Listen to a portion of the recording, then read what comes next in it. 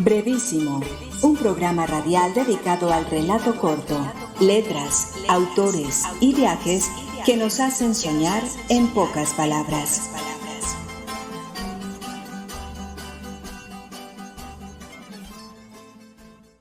Hola, bienvenidos a una nueva emisión de Brevísimo, un programa dedicado a las formas breves de la literatura. Yo soy Mauricio Montoya y le doy la bienvenida a mis compañeros de mesa, Andrea Montoya, César Paredes, Norbey Echeverry y Edwin Solórzano.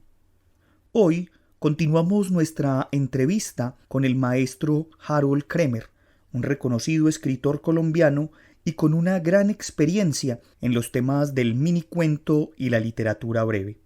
Las respuestas brindadas por el maestro Kremer a este programa serán escuchadas en la voz de nuestro compañero Norbey Echeverry, pues debido a temas técnicos, la entrevista con la voz original del maestro no tenía la mejor calidad para ser reproducida.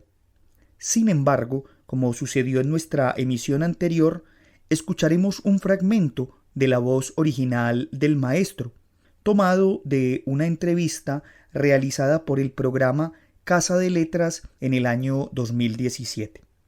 Además, a lo largo del programa, escucharemos en voz de Edwin Solórzano una variedad de minicuentos escritos por nuestro invitado de hoy y otros retomados de una de las antologías realizada por la revista Equoreo.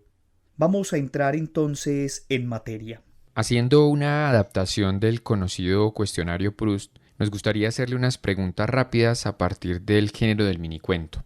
¿Cuáles son sus autores preferidos en prosa? Para mí hay varios. Está Juan Carlos Onetti, Rulfo, Vargas Llosa, pero sobre todo, por encima de ellos, William Faulkner. ¿Cuál es su microcuentista preferido? A mí me gusta mucho en estos momentos. Creo que es lo mejor que hay en Hispanoamérica. Ana María Shua. Esa mujer es impresionante con lo que está haciendo de minicuento y con los libros de minicuento que ha publicado. Es una mujer, una escritora que es capaz de abarcar diferentes temas sin repetirse, con una gran capacidad, con una visión muy creativa en torno a las historias. Pienso que ella, eso pienso de ella, ¿no? Y es argentina además.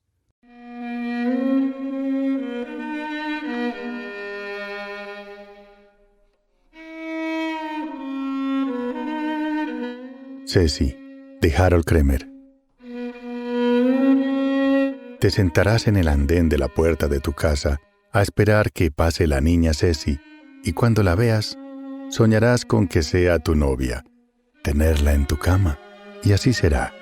Pero tú aún no lo sabes, como tampoco sabes que te dará 3 hijos y que no serás feliz, porque tendrás una vida vertical, como un samán sembrado en el parque cabal, y ella querrá un hombre horizontal, como un caballo, como un auto de carreras para ir siempre a todos lados. Y luego, desde la puerta de tu casa, verás salir a tu madre, a tu padre y hermanos, y sabrás que nunca más los volverás a ver, apenas en fotos, y tus amigos de colegio pasarán por la vereda de enfrente. Algunos levantarán la mano para despedirse, y mientras levantas tu mano para decirles adiós, pasará un automóvil modelo 1950, color azul, veloz y brillante, último modelo. Y al bajar la mano, un instante después, pasará otro auto, rojo, casi fosforescente, mucho más veloz y brillante, un modelo 2010 que apenas alcanzarás a seguir con la mirada. Y cuando vuelvas a mirar al frente, descubrirás que la casa de paredes blancas ha desaparecido, y ahora hay un edificio de 10 pisos que ya no te deja ver el cielo. Y al levantarte te dolerá la espalda, te apoyarás en la pared, y entrarás a tu casa vacía e irás a tu cama. Te recostarás, cerrarás los ojos, y antes de morir, te verás a ti mismo a los 12 años, aquel día en que te sentaste en el andén de la puerta de tu casa a esperar a que pasara la niña Ceci.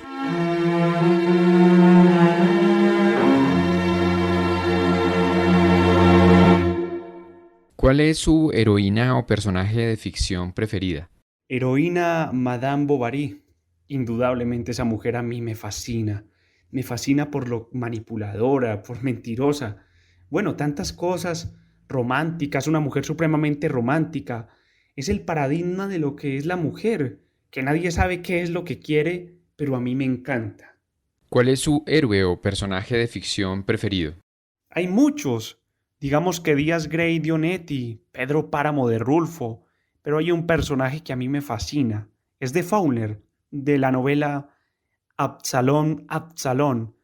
Tomás Suppen, el tipo de personaje del norte que llega a ultrajar al sur, como dicen los otros personajes, y llega a fundar una estirpe de 1000 años. Tomás Suppen es para mí uno de los grandes logros de la literatura.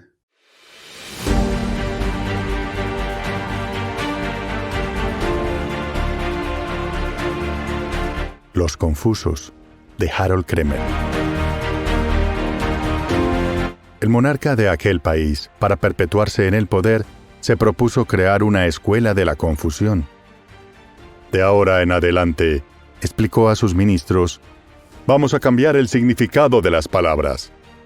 A la noche la llamaremos guayaba, a la golondrina la llamaremos mar, al toro lo llamaremos piedra, al rey lo llamaremos gafas, y así hasta completar un nuevo idioma.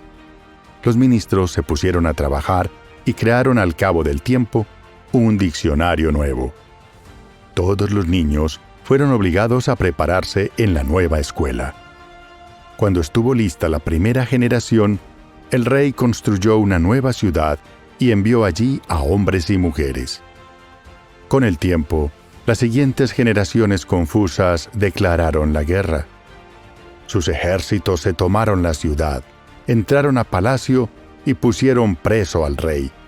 El jefe dijo, «Gafas, por principio te basamos en el plato torcido. Te disfrazamos el ajedrez por tus colas del caucho». Al escuchar a su jefe, los hombres confusos llevaron al rey a la plaza y lo decapitaron.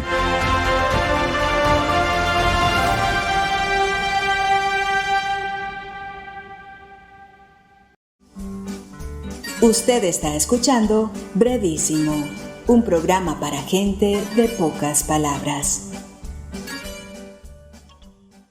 Bueno, yo enseñé en colegios de bachillerato. Yo abandoné realmente los programas del Ministerio de Educación, me enfrenté a qué necesitan los estudiantes, a intentar ser pedagogo. Ahora que se oyen tantas teorías sobre pedagogía, yo siempre he pensado que la pedagogía es seducir a alguien para que el conocimiento, para que aprendamos algo, ¿no es cierto?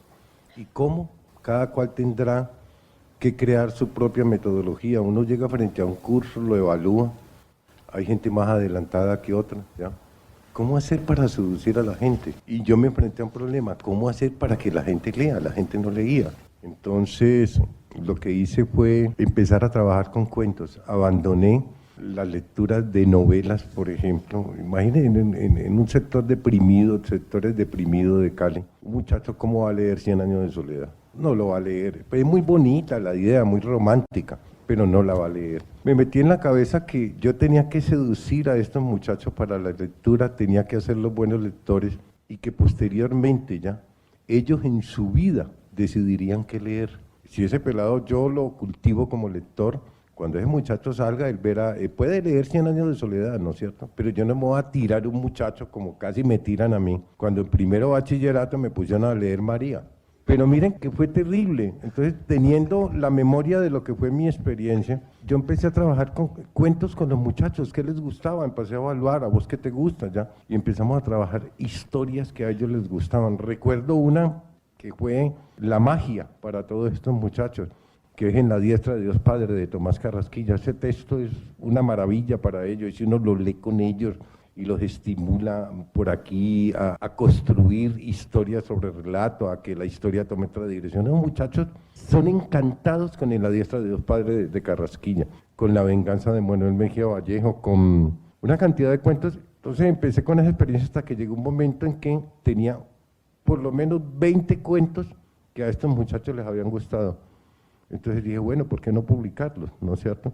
Esa misma experiencia la tuve años después con Crónica, porque empecé a trabajar con ellos también y les gustaba mucho la crónica a los muchachos de bachillerato porque eran experiencias directas, ¿sí? Porque sentían que eran historias verdaderas. Y a partir de la lectura también los puse a escribir crónicas. Y estas crónicas eran muchachos de 12, 13 años, empezaron a escribir, la idea de sugerirles, escribieron sobre sus abuelos, sobre la historia de la familia. Se metieron en el problema de la escritura, ¿ya? Escuchábamos la voz del maestro Harold Kremer haciendo referencia a su experiencia pedagógica y a sus estrategias de uso del cuento y el minicuento en los procesos de la enseñanza escolar.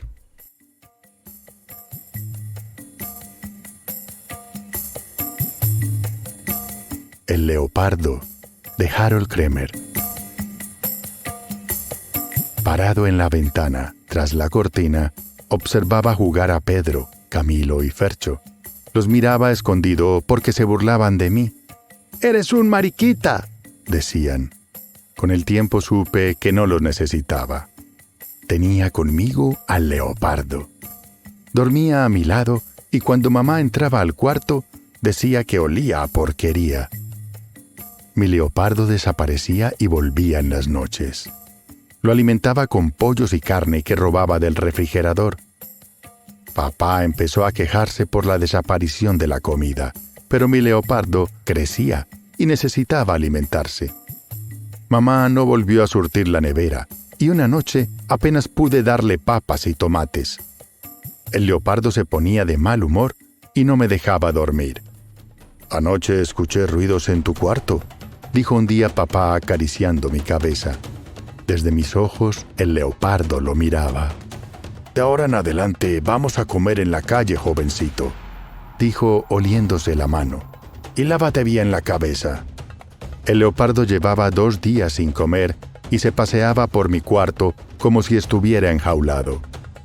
Quise hacer mis tareas y encontré la gorra que le había robado a Pedro.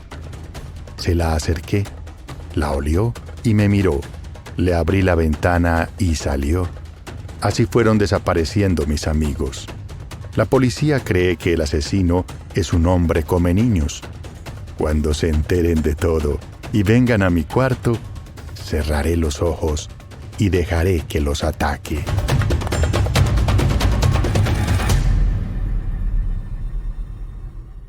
¿Qué le gusta de un minicuento?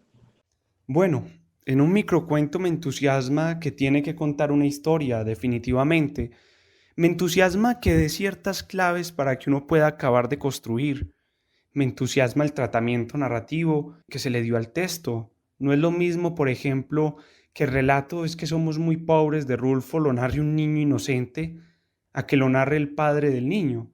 No es lo mismo que El ruido y la furia de William Faulkner el narrador sea un adulto con cierta especialidad, con cierto retraso cognitivo, que lo narre un adulto. Entonces, para mí lo más importante en un microcuento, una de las cosas más importantes es la decisión narrativa que se toma de quién cuenta el cuento, quién lo va a contar y ese personaje qué características tiene, qué sabe de la historia, si se la sabe totalmente, si la sabe parcialmente o si la sabe de oídas. Eso para mí es importantísimo porque es ahí donde se le da una dimensión al cuento que lo hace distinto a otros relatos. Por ejemplo, la decisión que toma Raymond Carver en Tanta agua tan cerca de casa, la narradora es una mujer, pero los acontecimientos los vive el marido, no la mujer.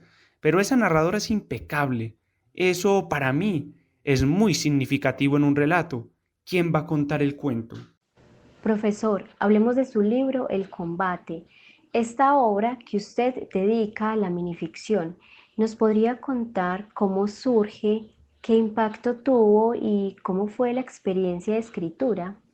El combate nace poco a poco de los cuentos sueltos que iba publicando en la revista Ecuorio a lo largo de tantos años, hasta que un día pues pensé que había suficientes cuentos para publicar un libro, precisamente, El combate. El combate tiene 3 ediciones y en cada edición siempre he agregado un capítulo con cuentos nuevos.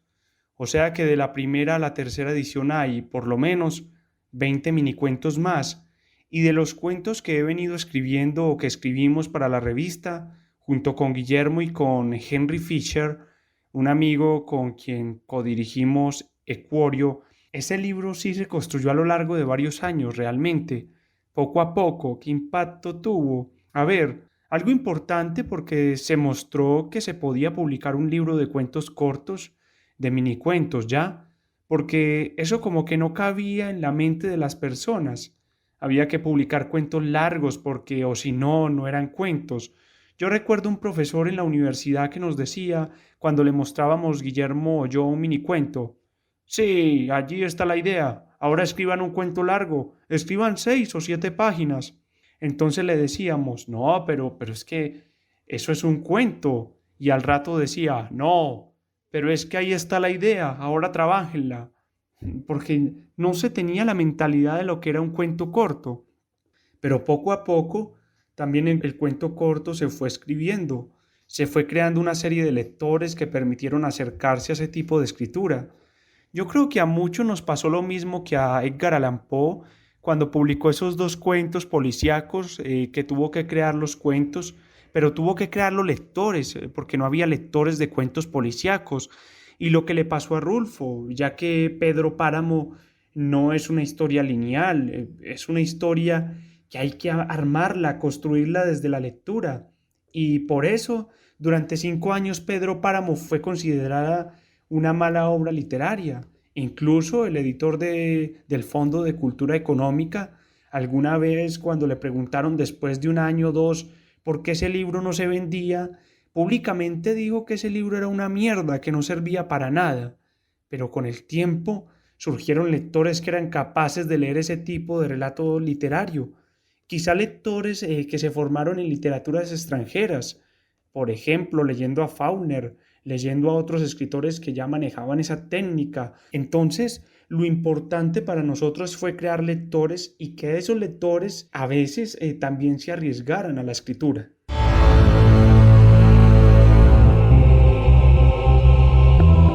El combate, de Harold Kremer. Fue en la guerra de los 1000 días. Raúl Sánchez, con una bala en el estómago, caminó durante 3 días y 3 noches. Se arrastró por montes y selvas hasta llegar a Buga. Entró a su casa, besó a su madre, a sus hermanas y se desmayó. A los 2 días despertó. Vio a sus compañeros de guerra y preguntó por su madre y hermanas. Nadie le respondió. Preguntó por qué estaba allí en el campo de batalla. Le respondieron la verdad. Iba a morir. Le dieron un calmante y volvió a dormir. Al despertar, se encontró en su casa. Preguntó por sus compañeros. «Cuando ibas a partir a la guerra, caíste enfermo», le dijo su madre. Raúl cerró los ojos y murió.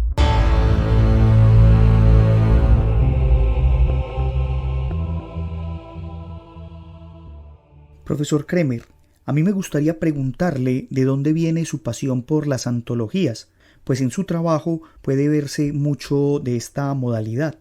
Pues vea, es que nosotros teníamos un archivo impresionante en Equorio y era un hecho de que no podíamos publicarlo totalmente en la revista. Entonces un día decidimos empezar a publicar antologías, sobre todo publicar mucho minicuento colombiano. Hemos publicado ya 3 libros con los que de alguna forma intentamos mostrar o ilustrar que ese género sí existe en Colombia. Mire, es que aquí están los cuentos de autores de toda Colombia. Por ejemplo, tenemos preparada, pero no se ha podido publicar, una antología de minicuento vallecaucano. Tenemos preparada una antología de minicuentos de afrodescendientes colombianos, de toda Colombia que todavía no se ha podido publicar. Lo hacíamos porque queríamos, como por ver que eso sí existía, que eso no era un jueguito de solo 2 muchachos, como alguna vez nos dijo Óscar Collazos, a quien una vez yo le pedí que imprimiera unos cuentos y me dijo: no, eso es un jueguito, eso es un juego de ustedes, eso no tiene validez. Entonces el propósito era un poco ese. Usted está escuchando Brevísimo, Lo bueno, si breve, 2 veces bueno. Escucharemos ahora 2 cuentos tomados de una antología realizada por la revista Equoreo y que tiene como eje autores vallecaucanos de minicuento. En la introducción de esta antología puede leerse: la República de Colombia está dividida en regiones llamados departamentos. Uno de ellos es el Valle del Cauca, cuya capital es Santiago de Cali. En esta ciudad nació Equoreo y se impulsó la escritura de cuentos cortos en Colombia. A continuación, presentamos una primera muestra de autores vallecaucanos. Esperemos que esta sea una oportunidad para que exploren ustedes también la revista, la cual pueden encontrarla fácilmente en la web y donde podrán leer más de 2000 minicuentos recopilados en diversas categorías.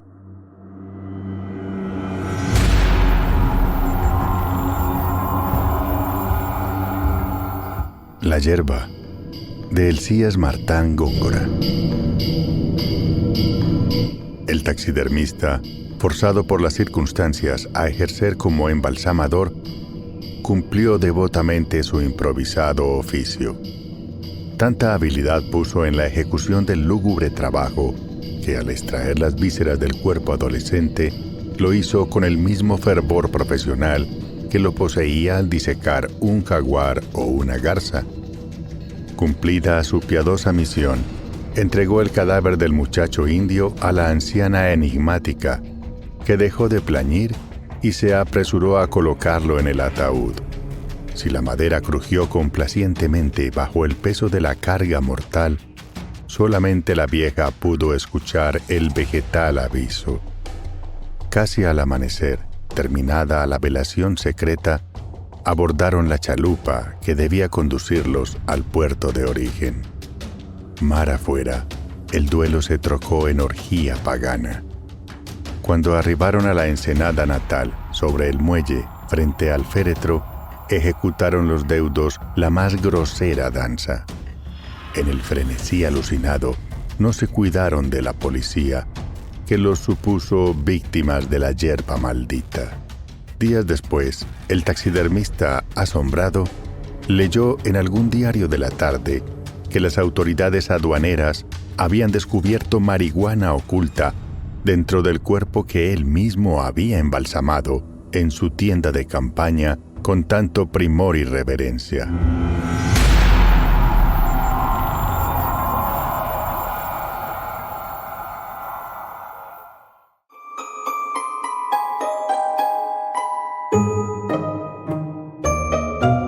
Una casa en la Candelaria, de Johan Rodríguez Bravo.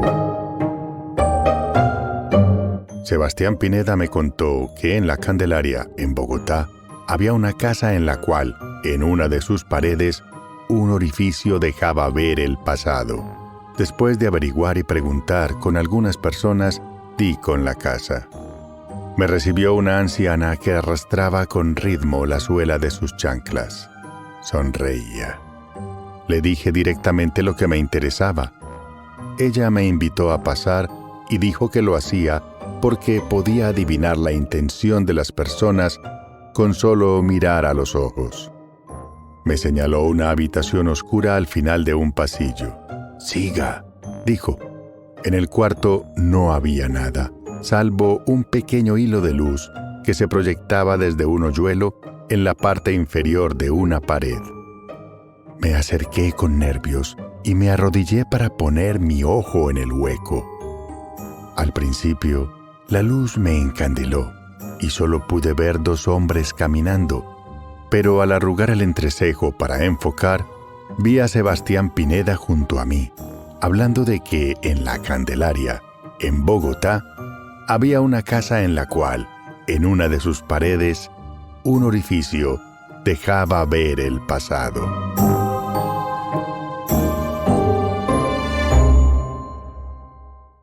Con esto entonces terminamos nuestro programa del día de hoy.